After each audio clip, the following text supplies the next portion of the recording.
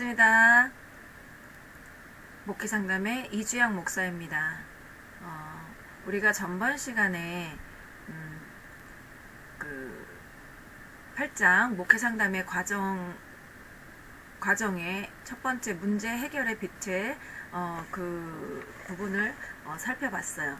그 다음에 오늘은 이어서 문제 해결의 원리를 함께 보겠습니다. 그 상담 과정 가운데 문제 해결의 기본적인 그 원리를 찾을 필요가 있어요. 여기에 따르는 그런 몇 가지 원리를 한번 이 시간에 알아볼 텐데요. 그렇게 해서 성공적인 상담의 길을 찾아가 보겠습니다. 첫 번째로는 피상담자의 자기 훈련입니다. 겉면적인 상담은 피상담자가 상담자에게 의존하도록 지도하는 방법이 아니라고 말씀드렸습니다. 피상담자로 하여금 스스로 훈련하여서 스스로의 능력을 개발하게 되고 개발하게 하고 또 성경적인 원리에 입각해서 하나님의 역사를 바라보는 것이라는 거예요. 이렇게 볼 수 있습니다. 운동선수들이 스스로 자기 훈련을 하는 것과 매우 비슷하다고 볼 수 있어요.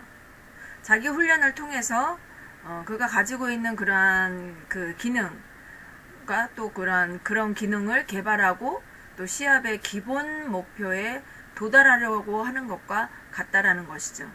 그래서 상담을 하면서 상담자들은 자주 피상담자들과 함께 그들의 문제를 해결하려고 하는 그런 노력함으로써 피상담자를 도울 수 있다라는 것입니다.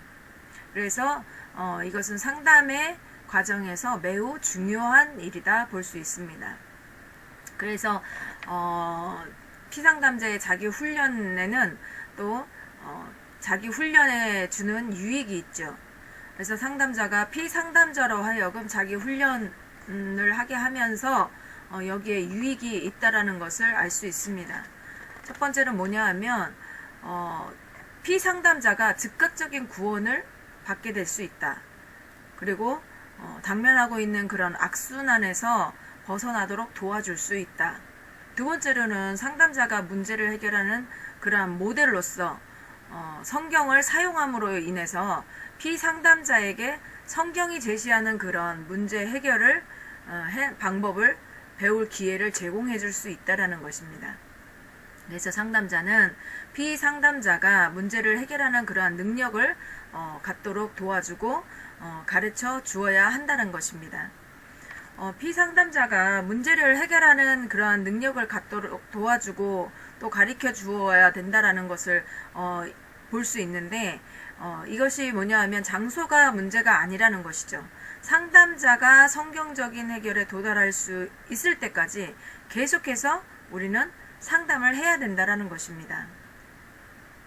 그래서 자기 훈련의 그 과정이 있는데 피상담자가 자기 훈련은 피상담자의 그 자기의 훈련은 점차적으로 되어야 한다라는 것입니다. 그래서 상담의 횟수가 많아질수록 상담자는 피상담자들이 미리 준비한 그러한 목록 중에서도 한 두세 가지의 문제를 해결할 수 있도록 도와줄 수 있다라는 것입니다. 피상담자가 가지고 있는 그런 문제를 이렇게 상담자와 함께 작성을 하면 갈등이 해소될 수 있는데 큰 도움이 될 수 있을 것입니다. 그래서 갈등 영역에는 이 동의하는 그런 과정이 필요해요. 그래서 상담자와 피상담자가 함께 있을 때 시작을 해야 한다는 것을 명심하시기 바랍니다. 그리고 또 이러한 협동적인 노력은 그들의 문제를 해결하는 그러한 쌍방이 결합된 노력을 의미하는 것이죠. 그래서 이것만이 문제 해결에 위한 그러한 중요한 단계로 볼 수 있습니다.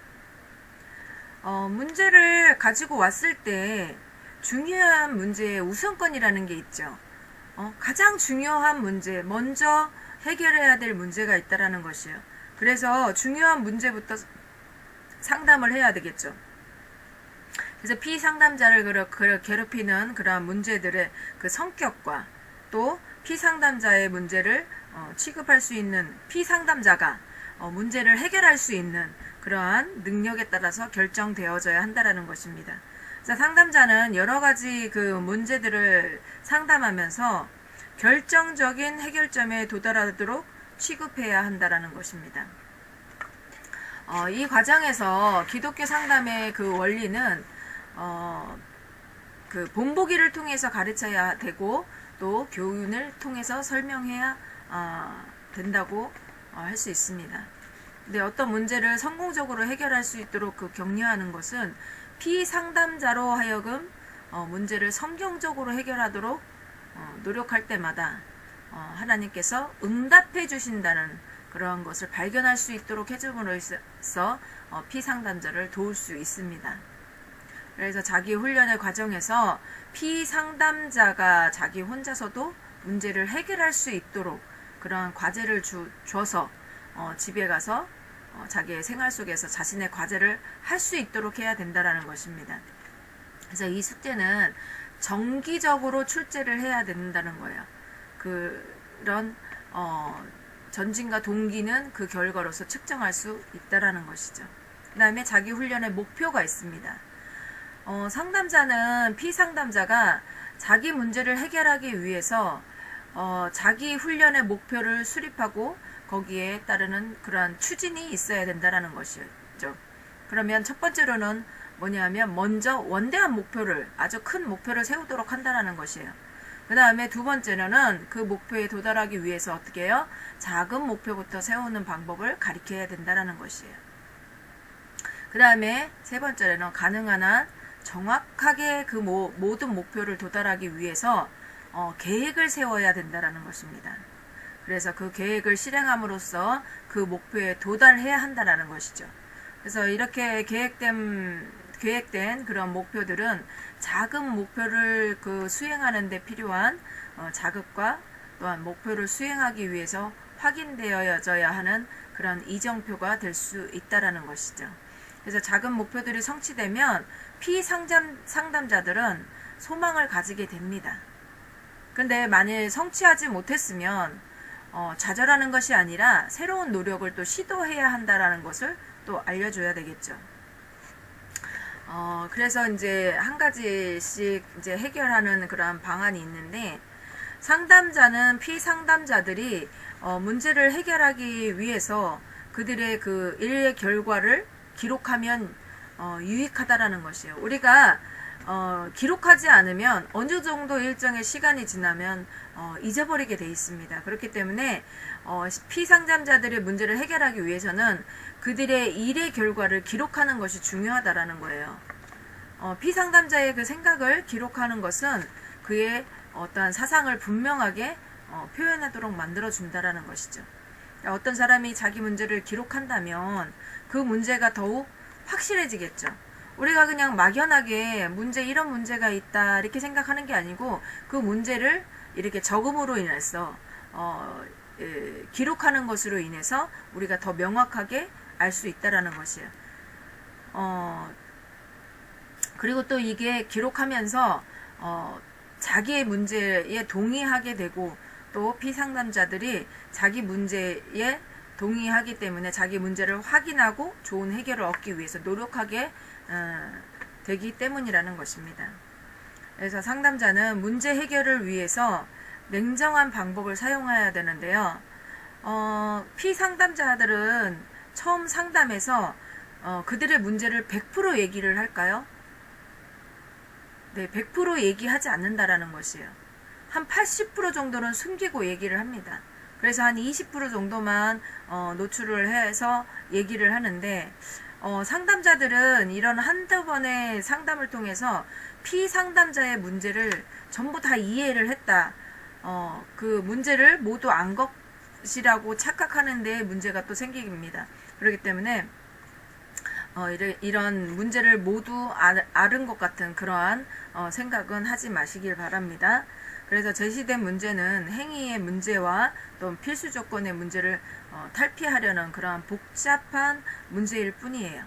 그래서 피상담자는 자신의 문제가 무엇인지 알고 있죠.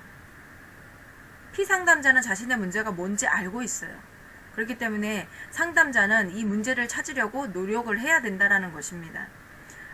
그래서 상담자의 그 과제는 피상담자로 하여금 피상담자가 제시한 그 문제는 참 문제가 전혀 되지 않는다라는 것을 생각하도록 만들어줘야 된다라는 거예요. 그러면 상담자는 자기의 문제를 하나씩 노출하기 시작해요. 그래서 문제는 피상담자가 상담자에게 도움을 줄 수 있다는 그런 확신을 얻기 전에 그러한 자신의 문제를 점적으로 노출하지 않는다라는 것을 아셔야 돼요. 그래서 상담자의 어떠한 그 도움을 받을 수 있다는 확신을 줘야 되겠죠.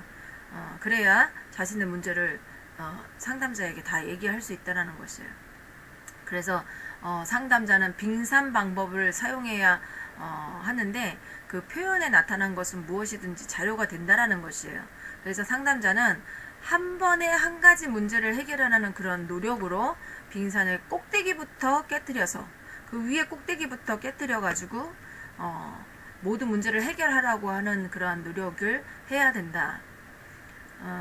그래서 상담자들이 모든 문제를 해결하고자 하는 그런 유혹에 빠지기 쉽잖아요. 이 사람에 대해서, 이 피상담자에 대해서 그 모든 문제를 해결해 줘야겠다. 이런 생각을 하기 쉽습니다. 그런 유혹에 빠지기 쉽고, 근데 모든 일이 이와 같이 쉽게 되지는 않는다는 것을 기억하시기 바랍니다.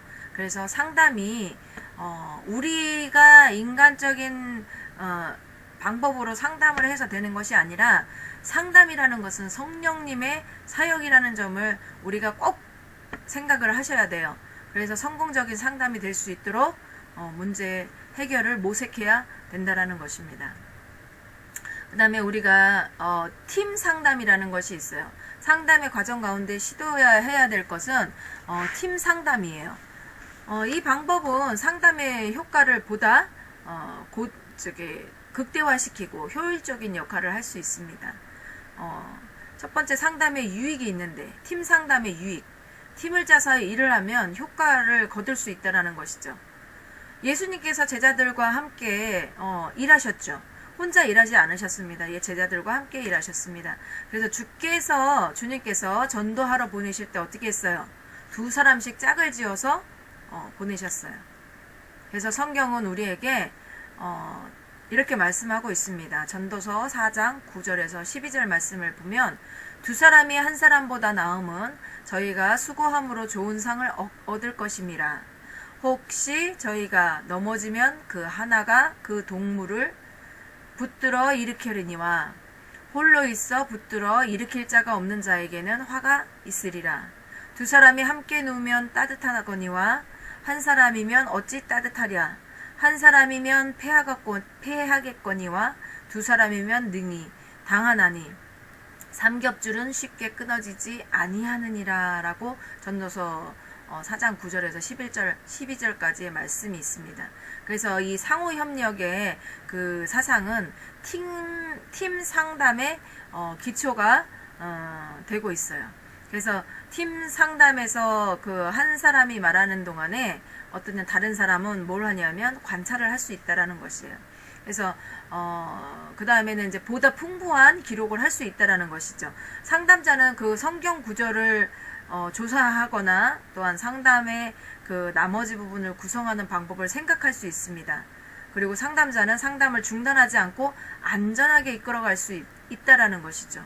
그리고 피상담자에게 적은 분량의 숙제를 내줄 수 있다는 것도 강점입니다. 팀 상담을 함으로써 상담자들이 상담이 끝난 후에 그 상담에 관해서 보다 의미 있는 그 평가를 하도록 만들어줄 수 있어요. 그래서 상담 과정을 상세히 기록한다는 것은 상담 자료를 확보할 수 있다는 그러한 강점이 있고 또 기초로 상호평가의 결정을 내릴 수 있다는 것입니다. 그래서 상담자들이 서로 모범이 되는 그러한 상담자를 또한 보고 배울 수 있다는 것이죠. 그래서 상담은 지루하고 힘든 과정이에요. 그러나 팀 상담은 어려운 환경에 처해 있을 때에 상담자를 도울 수 있고 격려할 수 있다라는 것이죠. 혼자 하면 혼자 모든 것을 다 할 수는 없습니다. 또 특별히 하나님께서 그 주신 은사들이 있어요. 뭐 통찰력을 주신다든지 아니면은 그러한 문제에 어떠한 대응할 수 있는 답을 줄 수 있다든지 아니면 말씀을 많이 알아서 그 상담을 하는데 말씀으로 많이 전달할 수 있는 그러한 사람들도 있고, 그러니까는 이제 혼자 하는 것보다는 여러 명의 상담자와 함께 하는 것이 더 빨리 할 수 있다라, 상담을 빨리 끝낼 수 있고 그 사람은 빨리 문제 해결할 수 있는데 유익하다 볼 수 있습니다. 그래서 또 유능한 상담자가 있으면, 그 안에 유능한 상담자가 있으면 또 다른 상담자들을 훈련시킬 수 있는 그런 기회도 되기도 한다라는 것을 좋은 점입니다. 그리고 그러면 팀 상담의 단점도 있겠죠. 그러면 팀 상담에서 불편한 점이 무엇이 있을까요? 그것은 상담 시간마다 2사람 이상의 상담자가 있어야 된다는 뜻이잖아요. 그러면은 이것이 실제적으로 적용에 있어서 여러 가지 난점이 있다는 것을 볼 수 있습니다. 그 다음에 이제 한 자리에 2사람 이상이 있어야 되는데 그렇지 못한 상담이면 상담이 되지 않을 경우가 있겠죠. 그래서 상담자 또한 사이에 조화의 문제가 있어요. 이제 같은 어떤 흐름이 있잖아요. 같은 흐름이 있기 때문에 그 상담자의 그 조화된 부분이 서로 이제 결점을 보완해주고 이제 가르쳐주고 하는데 문제가 없어야 되는데, 그런데 자꾸 부딪히고 마찰이 돼버리면 상담을 할 수가 없다라는 것이죠. 그래서 2사람 이상의 상담자들 사이에 서로 원만한 조화가 있어야 되는데 그렇지 못한 경우에는 상담이 성공적으로 이루어질 수 없다라는 것입니다. 그 다음에 상담의 기술에 문제가 있을 수 있다라는 것이죠. 상담자들의 그러한 상담 문제가 실제적으로 대두되고 있습니다. 상담 기술이 미숙하면 어때요? 도리어 좋은 효과를 거둘 수가 없잖아요. 그래서 피상담자에게 불안감을 주기가 쉽다라는 거죠. 그러니까는 2사람 이상 모인 곳에 기술이 미숙한 사람들이 많으면 많을수록 좋은 효과를 거둘 수 없다라는 것이죠. 그게 불안감을 주기 때문이라는 것이에요. 그 다음에 이제 팀 상담자로서의 그 목회자가 있죠. 목회자가 팀 상담의 그 일원으로서 보다 어떠한 나은 상담을 시도하는 경우가 많잖아요. 목사님 중심으로 해서 다른 상담자들이 함께하는 그런 상담 시도가 많다라는 것이에요. 그래서 당회원들이 같은 자리에 있는 어떠한 교인의 문제를 상담받는 경우가 있죠. 이때 목회자의 그 언행이 다른 상담자에게 크게 작용을 한다라는 것입니다. 그렇기 때문에 목회자의 그런 상담 윤리와 직결하는 것으로 제9장에서 상담 윤리에서는 상세히 다루겠습니다. 그 다음에 이제 목회 상담과 커뮤니케이션이 있어요. 상담에 있어서 커뮤니케이션의 문제는 우리 시대에 매우 중요한 문제로 각광을 받고 있죠. 커뮤니케이션의 과정을 통해서 상담에 성공을 가져올 수 있는 그런 기회가 더욱 많아지고 있다라는 것입니다. 그래서 현대의 커뮤니케이션은 오늘의 그 시대의 커뮤니케이션의 시대라고 볼 수 있습니다. 통신 위성을 통해서 또 지구 반대편의 지역에서 일어나는 그 사건들을 우리 한국에서 다 볼 수 있잖아요.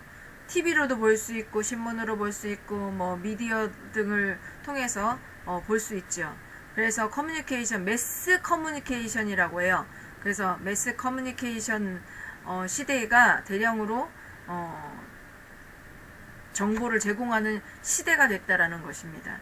그렇기 때문에 이렇게 매스 커뮤니케이션 시대가 일어나는데, 사실은 이러한 커뮤니케이션보다 한 사람이 다른 한 사람과 직면해서 의사 전달하는 그런 가장 기본적인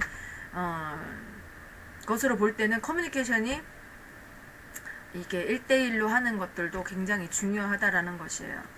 그러니까 이 지금 현 시대의 커뮤니케이션의 그 홍수 속에서 진정한 커뮤니케이션은 별로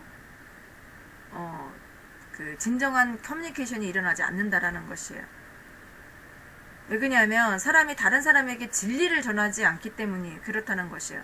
정치나 경제나 사회나 문화 등 각 분야에서 또 심지어는 교회 안에서까지 진리를 전하지 않는 그런 진실성의 결함이 있다라는 거예요. 진실을 전하지 않는다라는 것이죠. 그래서 진리를 전하지 않는다는 것, 이런 것들이 문제가 된다라는 것입니다. 그래서 오늘의 시대에만 국한된 것이 아니라 에덴 동산에까지 소급해야 될 문제라는 것이죠. 하나님께서 말씀으로 인간을 창조하셨잖아요.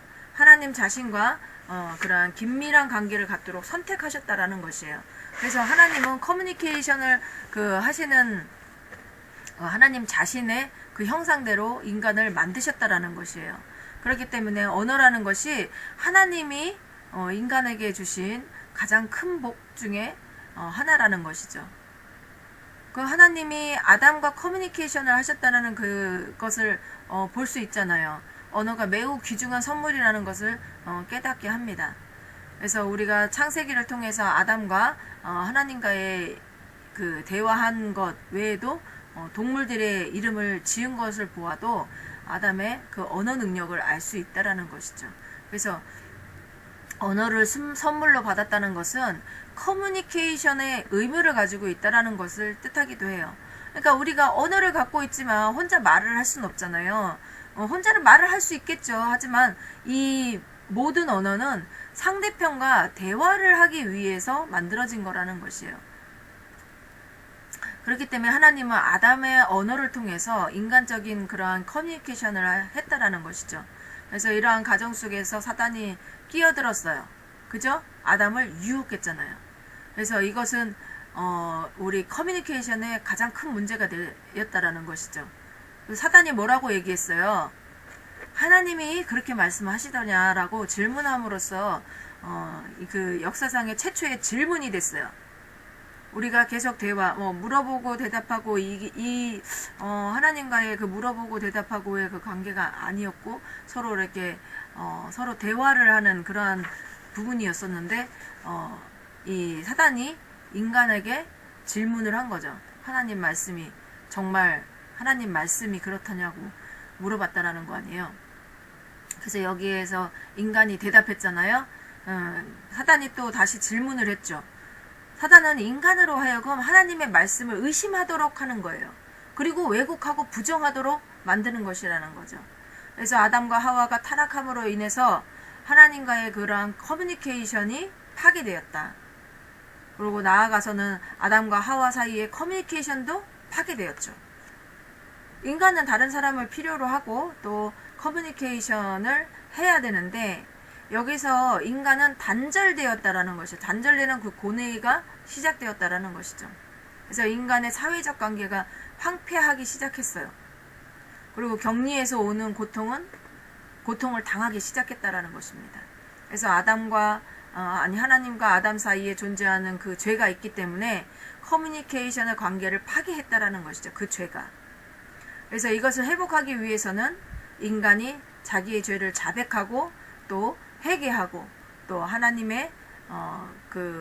하나님께로 돌아와서 하나님의 자비하심에 자신을 맡기고 또 회개하고 또 용서를 구하고 하나님과의 커뮤니케이션을 회복해야 된다는 것이에요. 근데 아담은 하나님 앞에서 자신을 숨기고 죄의 책임을 전가시켰죠. 그 결과가 어땠습니까? 하나님과 인간 사이의 커뮤니케이션은 더욱 어려워지고 복잡하게 되었다라는 것이에요. 하나님께서 말씀을 하셨을 때 자기의 잘못을 깨닫고 하나님 앞에 바로 회개를 하고 용서를 구했어야 되는데 어떻게 했어요? 그 죄를 지은 것은 하나님께서 주신 그 여자 때문이라고 그렇게 책임을 전가했잖아요. 그 결과 하나님과 인간 사이의 커뮤니케이션이 더욱 어려워지고 복잡해졌다라는 것이에요. 그래서 이것은 오늘의 그 인간 생활에도 중요한 의미를 가지고 있다는 것이죠.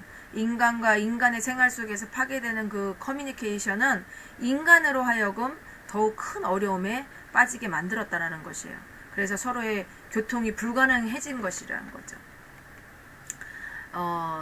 그래서 여기서 파생되는 부작용이 있는데 사회를 더욱 혼란하게 만들었다라는 것이죠. 그래서 커뮤니케이션이 파괴된 가정이 어때요? 그 한 지붕 아래 살고 있지만 진정한 교류가 없잖아요. 그리고 서로 교통이 불가능해진다는 것. 지금 대화가 없는 가정들이 너무나도 많다라는 것이죠. 부부와 간에 그 대화가 없고 부모와 자식 간에 대화가 없다라는 것이죠. 그렇기 때문에 이러한 커뮤니케이션이 일어나지 않기 때문에 서로 이해할 수 있는 그 부분도 이해하지 않고 아예 얘기를 안 함으로 자꾸 오해가 깊어지고 또 나아가서는 가정의 파괴라는 그런 무서운 결과를 가져오게 된다라는 것입니다. 그래서 커뮤니케이션의 파괴가 가져온 그 비극은 창세기를 보면 알 수 있어요. 바벨탑 사건이죠. 그 바벨탑 사건에서 커뮤니케이션의 기본 성질인 그 언어의 혼잡함으로 인해서 서로의 의사가 전달되지 못하고 파괴되는 그러한 비극을 겪게 되잖아요. 그래서 우리 시대에도 바벨탑의 그런 비극과 같은 어려움이 있습니다. 그래서 서로 단절돼서 단절해서 오는 그러한 인간의 비극은 그 인간으로 하여금 더 큰 어려움을 겪게 하고 또 나아가서는 세상의 기본 질서를 파괴시킨다라는 것이죠. 파괴가 됐다라는 거예요. 현대사회에서 복음의 핵심이 언어로 전달되고 또 거기서 오는 그런 반응 속에서 그리스도의 구속을 체험하는 그러한 커뮤니케이션의 회복이 필요합니다. 그래서 커뮤니케이션을 회복하는 그 기초는 뭐냐 하면 하나님과의 화해하는 것이에요. 하나님과 단절되어 있거나 하나님과의 관계성이 좋지 못하면은 이 인간 세상에서 우리가 이 사람과의 관계성이나 이런 부분들도 다 엉망이 된다라는 것이죠. 그래서 이 회복은 예수 그리스도의 구원하시는 그 은혜로 시작이 된다라는 것이에요. 이것은 하나님의 진리의 영역 안에서 서로 사랑하는 기초 위에서 가능하다는 것이죠. 커뮤니케이션의 규칙과 모든 정의는 성경에 하나님으로부터 나와야 된다라는 것이에요. 그래서 하나님과 사람 사이에 그 신뢰성의 격차가 좁혀지면 사람과 사람 사이의 신뢰성도 격차가 좁혀진다라는 것입니다. 그렇기 때문에 하나님께서는 예수 그리스도를 이 땅에 보내주셔서 주권적으로 그 격차를 연결하는 그러한 다리를 놓으셨다라는 것입니다. 그래서 그리스도의 죽으심과 부활로 인하여서 커뮤니케이션 문제는 해결됐다. 그리고 그 이외의 방법이란 이 땅에 존재할 수 없다라는 것입니다. 우리가 죄로 인해서 하나님과의 그 대화할 수 없잖아요. 대화할 수 없는데 우리가 제사를 통해서 구약 시대에는 제사를 통해서 하나님과의 그 대화를 시도를 하는 것이죠. 근데 예수 그리스도께서 이 땅에 오셔서 십자가에서 죽으심으로 인하여 또 부활하심으로 인해서 어떻게 됐어요?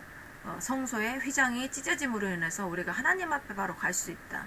예수님의 이름으로 하나님 앞에 기도하는 자들 다 하나님과 그 커뮤니케이션이 일어날 수 있다라는 것이죠. 그렇기 때문에 우리가 예수 그리스도를 믿는 사람들, 그리스도인들은 다 하나님과 커뮤니케이션을 할 수 있어요. 그래서 효과적인 커뮤니케이션이 있는데 성경은 우리에게 효과적인 커뮤니케이션의 방법을 제시하고 있습니다. 그래서 사도 바울이 이렇게 말씀을 했죠. 에베소서 4장 1절에 그러므로 주 안에서 갇힌 내가 너희를 권하노니 너희가 부르심을 받은 부름에 합당하게 행하며 라고 말씀하고 계십니다. 그래서 그리스도로 말미암아서 부르심을 입은 그러한 그리스도인들은 그리스도와 동행해야 된다라는 것이에요. 그래서 에베소서 4장을 통해서 말씀하고 있다라는 것입니다. 그래서 그리스도께서는 그리스도인들에게 그 하나님의 형상을 회복시켜 주신다라는 것입니다. 그래서 믿는 자들은 그들의 마음이 새롭게 된다. 그래서 그 마음은 죄 때문에 황폐해진 마음이며 또 어두워진 이해할 수 없는 마음이고 또 굳어지고 부패한 마음이라는 거예요. 그 마음들이 새롭게 될 수 있다라는 것입니다. 그래서 이러한 모든 조건들을 이제 하나님의 성령으로 말미암아 변화되는 과정을 밝게 하신다라는 것이죠. 그래서 성령님은 믿는 자의 마음에 영을 새롭게 하기 때문에 이전의 생활의 그 태도나 또 부패한 습관이나 유형 그리고 또 옛것과 옛사람 등을 벗어버리게 한다라는 것입니다. 그래서 이와 같은 옛 모습을 벗어버리고 또 새로운 새로운 형상을 입게 한다라는 것이죠. 그래서 이것은 성경적 유형이고 또 새로운 방법이고 새로운 자아라는 것입니다. 그래서 잃어버린 하나님의 형상을 회복하는 그러한 커뮤니케이션은 반드시 하나님의 진리의 기초를 주어야 한다라는 것이죠. 그래서 진실을 말하는 사람들은 성경의 표준과 일치한다라는 것이죠. 그래서 진심으로 말해야 된다라는 것이에요. 그래서 그들은 자기의 행복을 위해서 이웃과 더불어 진실을 말해야 한다라는 것입니다. 그래서 효과적인 상담이란 무엇이냐? 성령의 역사에 의해서 옛것을 벗어버리고 또 새것이 되는 일이라는 것입니다. 그래서 이것은 인간의 능력으로 되는 것이 아니고 하나님의 주권적인 역사로 되는 것이다 라고 말씀하고 있습니다. 그 다음에 효과적인 커뮤니케이션을 하는 데 있어서 방해물이 있습니다. 사도 바울은 에베소서 4장 26절에서 이렇게 말을 하고 있어요. 분을 내어도 죄를 짓지 말며 해가 질 때까지 분을 품지 말라고 말씀하고 있죠. 그리스도인들에게 일어나는 모든 종류의 문제들은 뭐냐 하면 다 분을 내서는 거예요. 화가 나고 분을 내므로 인해서 문제를 만들었다니까요. 그래서 그 이유는 뭐냐 하면 인간의 몸은 죄악된 자체로 구성되어 있기 때문에 그래요. 그렇기 때문에 이것은 해결될 수 있나요 없나요?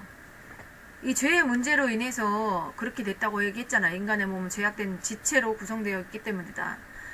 그러면 이것은 해결될 수 있나요 없나요? 네, 해결될 수 있습니다. 분노는 그리스도인들 사이에 새로운 문제를 야기시키거나 오래된 문제를 확대시키기 때문에 이것을 오래 지속하면 안 된다라고 말을 하고 있는 것이에요. 분노는 어떻게 해요? 그날 해결하라고 권고하고 있는 거예요.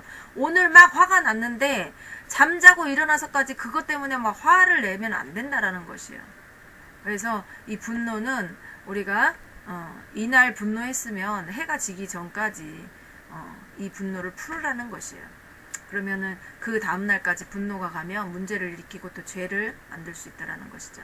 그래서 분노란 정서적인 그 혼란을 말할 때 사용이 됩니다. 정서적으로 혼란이 있을 때.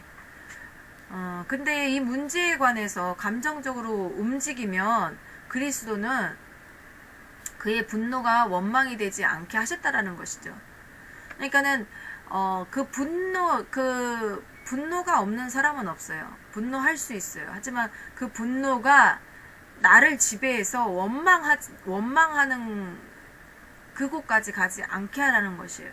그래서 그리스도는 분은 내셨지만 죄를 짓지는 않으셨다라는 것이에요. 그 하나님을 원망하거나 어떠한 그 일로 막 문제를 만들지 않으신다. 그래서 그리스도는 분을 내셨지만 죄를 짓지 않으셨다고 여기에 적혀 있습니다. 그리고 시편 7편 11절에 하나님은 매일 분노하시는 하나님이시로다라고 또 시편 말씀에 이렇게 적혀 있네요. 잠언 기자는 이렇게 말씀했습니다. 노하기를 더디하는 자는 크게 명철하여도 마음이 조급한 자는 어리석음을 나타내느니라. 잠언에 의하면 어떻게 해요? 지혜로운 자는 자기의 마음을 체크하는 방법을 알고 있다고 말을 하고 있는 것이에요. 그래서 인간은 감정이 자기 생활을 지배하지 못하도록 해야 된다라는 거예요. 그러니까 이 감정을 조절할 수 있는 능력이 있어야 된다라는 것이죠. 그래서 효과적인 커뮤니케이션의 방해물이 뭐예요? 분노와 원망이라는 것입니다. 그래서 인간의 커뮤니케이션을 악화시키고 또 나가서 하나님 앞에서 범죄하게 한다라는 것이죠. 우리가 뉴스에서 자주 보는 것이 뭐예요? 이게 사람들이 무슨 이유 때문에 화가 나서 그걸 참지 못해서 사람을 때리거나 아니면은 죽이거나 해가지고 문제를 크게 만들잖아요. 그래서 분노를 참지 못해서 또 어떤 상대편을 원망해서 이러한 범죄의 자리까지 빠지게 된다라는 것이에요. 그래서 원망은 우리로 하여금 범죄 자리에 빠지게 한다라는 것이죠. 그래서 예수님께서는 산상보훈을 통해서 이 문제를 명확하게 말씀하셨어요. 이 모든 문제를 해결하는 길은 성령님의 역사에 의해서 주어지는 그리스도의 사랑이다라는 것이에요. 그래서 사랑은 뭐라고 성경에서 말씀하고 있나요? 사랑은 허다한 죄를 가리운다고 말씀을 하고 있어요. 그래서 사랑은 죄를 지배할 수 있다라는 것이죠. 사랑은 덮어줄 수 있어요. 사랑은 덮어줘야 된다는 것이에요. 그래서 사랑이란 잊어버림으로 용서하는 것이 라는 것이죠. 그래서 만일 마음속에 사랑이 있다면 용서할 수 있다라는 것입니다. 그래서 분노와 원망으로 우리의 삶을 영위할 것이 아니라 사랑과 용서로서 커뮤니케이션을 회복해야 된다라는 것이에요. 그래서 우리가 이 커뮤니케이션을 회복하려면 어떻게 해야 돼요? 하나님의 말씀을 항상 묵상하고 또 매일 시간을 정해놓거나 아니면 무시로 주님과 대화를 해야 된다라는 것이에요. 우리가 그 기도가 대화잖아요. 하나님과의 대화.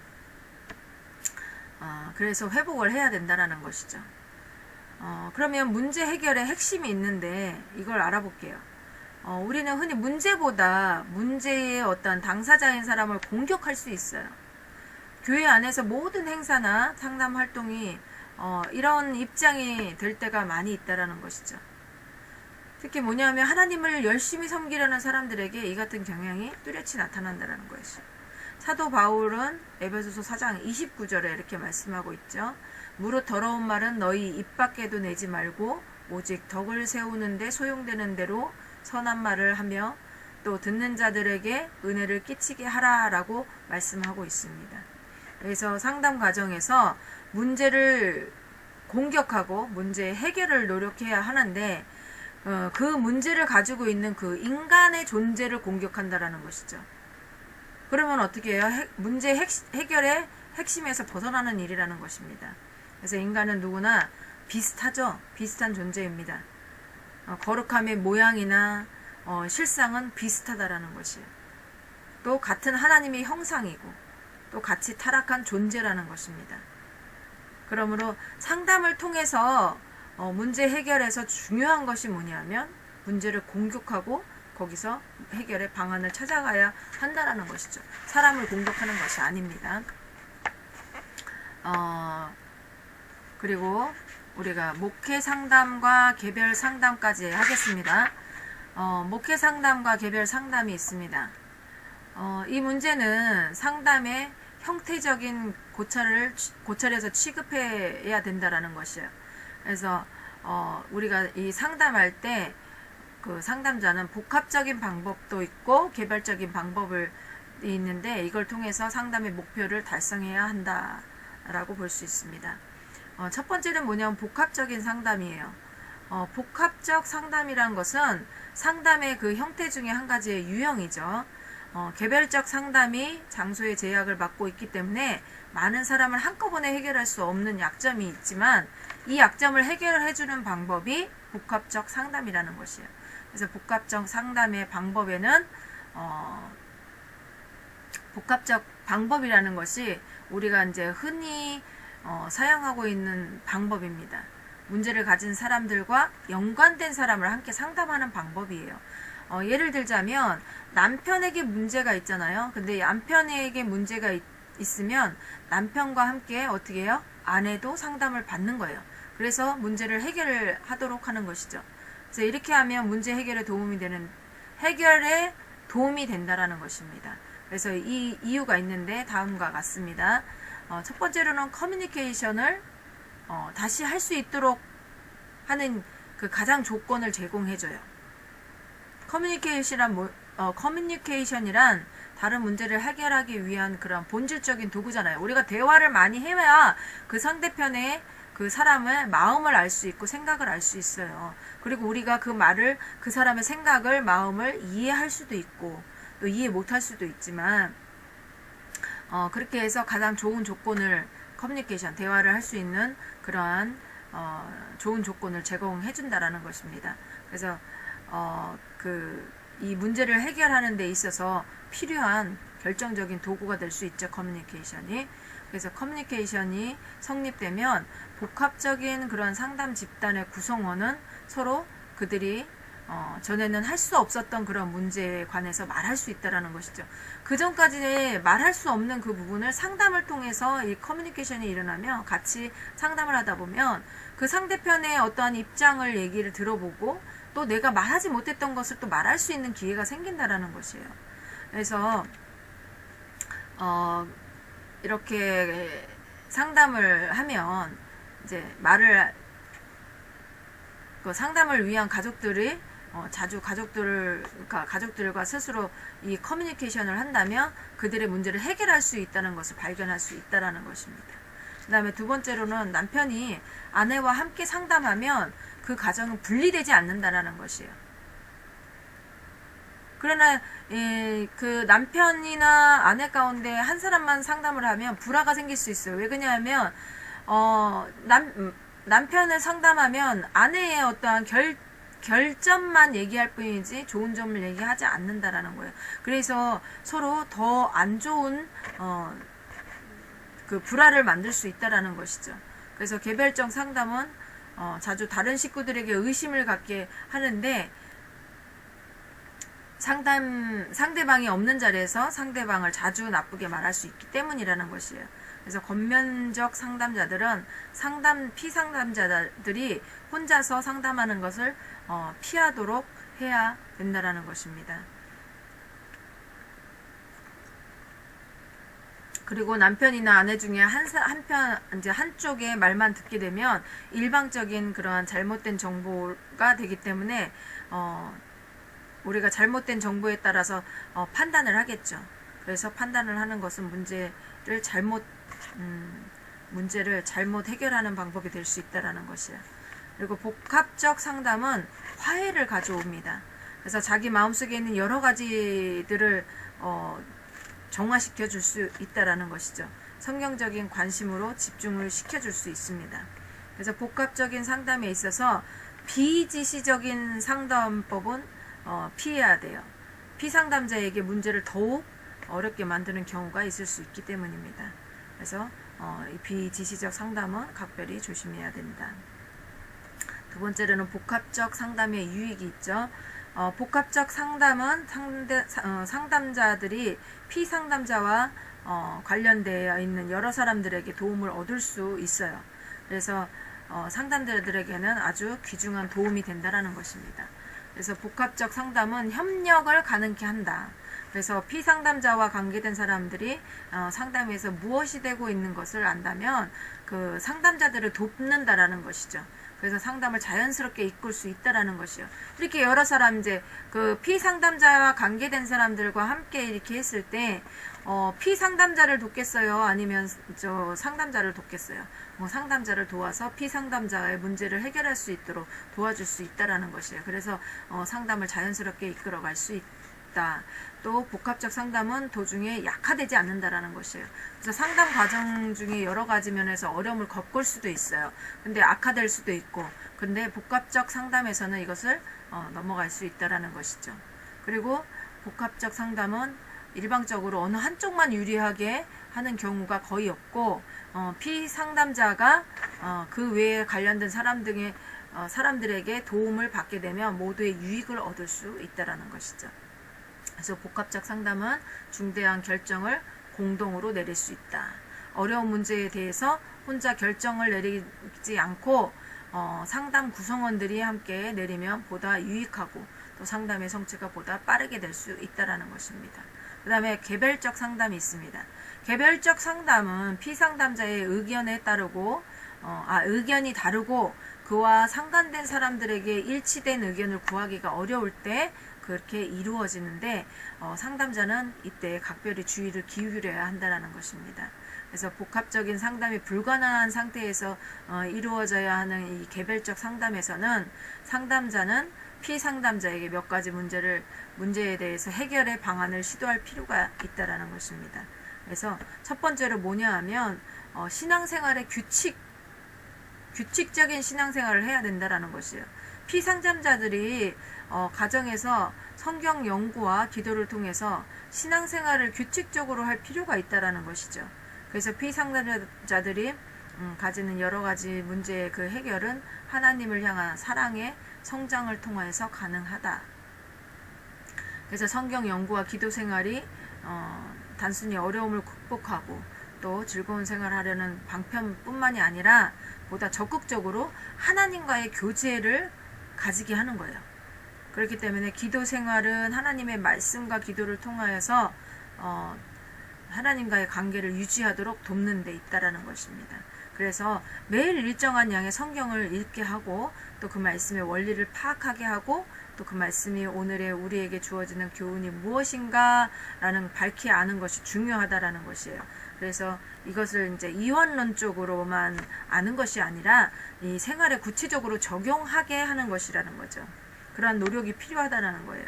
그래서 성경은 하나의 지식이 되고 교양으로 이해하는 것이 아니라 우리 성경에 보면 우리가 지금 생활할 수 있는 생활의 지침서이기도 합니다.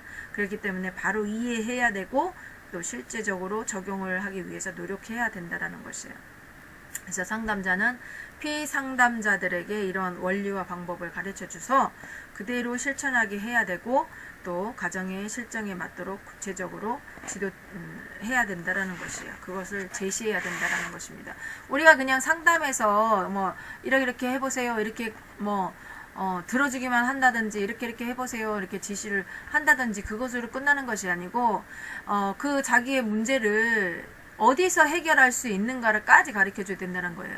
우리가 문제가 해결됐으면 그 후에 또 다시 문제가 생길 텐데 그 문제를 또 해결할 수 있는 그런 방법을 제시해 줘야 된다는 거예요. 그게 뭐냐면 우리가 생활 속에서 말씀을 지속적으로 봐야 되고 또 그 다음에 기도 생활을 지속적으로 하면 하나님과의 교통이 이루어진다는 거죠. 그러면 우리가 기도하면서 어떤 하나님의 말씀으로 성경 말씀으로 응답을 해주실 때가 있고 또 하나님의 음성으로 또 다른 사람을 통해서 또 음성으로 답을 주실 때가 있단 말이에요. 그거를 체험할 수 있도록 그 해결책까지 제시를 해줘야 된다는 것이에요.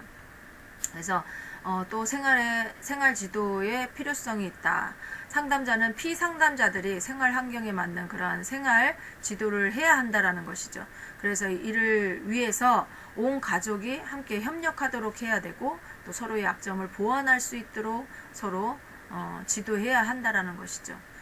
가족 간의 커뮤니케이션이 파괴되었으면 이를 회복시키도록 노력해야 되고 또 문제가 되는 그 지난 날들의 일은 벗어버리고 또 새로운 형상을 입을 수 있도록 우리가 서로 지도해야 한다라는 것입니다. 그래서 커뮤니케이션의 회복을 통해서 상대방을 이해하게 되고 또 서로의 약점을 보완하고 또 진정한 결실을 거둘 수 있다라는 것입니다. 이같이 하나님께서 우리에게 주시는 그 역사 안에서만 이것이 가능한 일이라고 볼 수 있습니다.